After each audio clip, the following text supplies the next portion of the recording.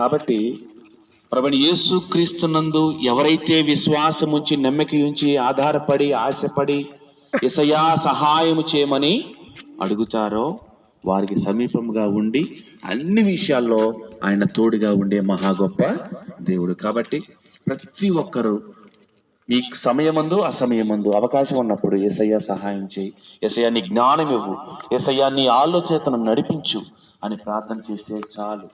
దేవుడు కోరుకునేది అదే. కాబట్టి అలాంటి మహా గొప్ప దేవుడిని మనం కలిగి ఉన్న మనము ఆయన యందు భయభక్తులు కలిగి ప్రార్థించవలసిన వారమై ఉన్నాం. తెలియక ఒక ప్రాంతానికి, ఒక దేశానికి, ఒక ఖండానికి, ఒక జిల్లాకి కొన్నిసార్లు తెలియక ఆపాదిస్తారు.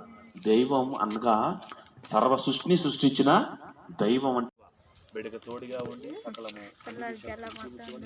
బిడ్డ కన్నా సకల బాధలను విడిపించిన విముక్తి కలిగించి పరలోక రాజ్య వారసులను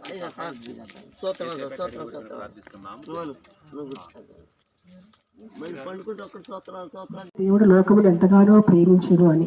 ఏ భేదము లేకుండా దేవుడు ఈరోజు మిమ్మల్ని ప్రేమిస్తున్నాడు. ఈరోజు మేము ఇక్కడికి వచ్చి ఉన్నామంటే దేవుడి యొక్క మంచి మాటలు మనం చెప్పడానికి. మనకి ఏ బాధ వచ్చినా కష్టమైనా కొద్దిసేపు మన యేసు ప్రభువా నాకు ఈ శోధన తొలగించండి, ఈ బాధను తొలగించండి, అప్పుడు తప్పకుండా దేవుడు మీ దరికి వచ్చి మీ యొక్క సమస్తమైన శ్రమ నుంచి విడిపించగల దేవుడు అనమాట. దేవుడు అనేవాడు మనల్ని సృష్టించిన సృష్టికర్త.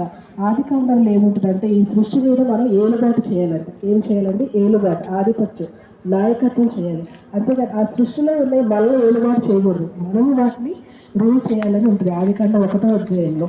కాబట్టి సృష్టికర్తమైనటువంటి దేవుని మనం మర్చిపోకుండా ప్రభువైన యేసునందు విశ్వాసం వచ్చి నమ్మకించి ఆధారపడి ఆశపడి ప్రార్థన చేస్తారో వారికి సమీపముగా ఉండే దేవుడు ప్రభువైన యేసుక్రీస్తు వారు.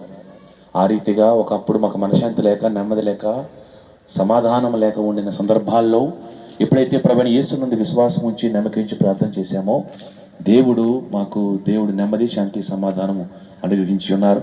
కాబట్టి ప్రభువైన యేసునందు విశ్వాసం ఉంచి ప్రార్థన చేస్తే దేవుడు సమీపముగా ఉండే దేవుడు, సకల బాధల నుండి విడిపించగలిగిన దేవుడు, సర్వ సృష్టికర్త అయిన దేవుడు. ప్రతి దేశంలో, ప్రతి జనాంగంలో, ప్రతి వర్గంలో, ప్రతి కులంలో, ప్రతి మతాలకు అతీతంగా, ప్రతి ప్రాంతంలో, ప్రతి తెగలో, ప్రతి వర్గంలో ఆయన పూజిస్తున్న వారు ప్రపంచవ్యాప్తంగా 400 కోట్ల మందికి పైగా ఉన్నారు. కారణం ఆయన సత్యమై ఉన్న దేవుడు, మార్గమై ఉన్న దేవుడు. ఈ భూమి మీద ఉన్నటువంటి ప్రతి ప్రదేశంలో, ప్రతి రాష్ట్రంలో, ప్రతి జిల్లాలో, ప్రతి ఈ ఖండంలో విస్తరించబడినటువంటి ప్రభువైన యేసుక్రీస్తు వారిని పూజించండి.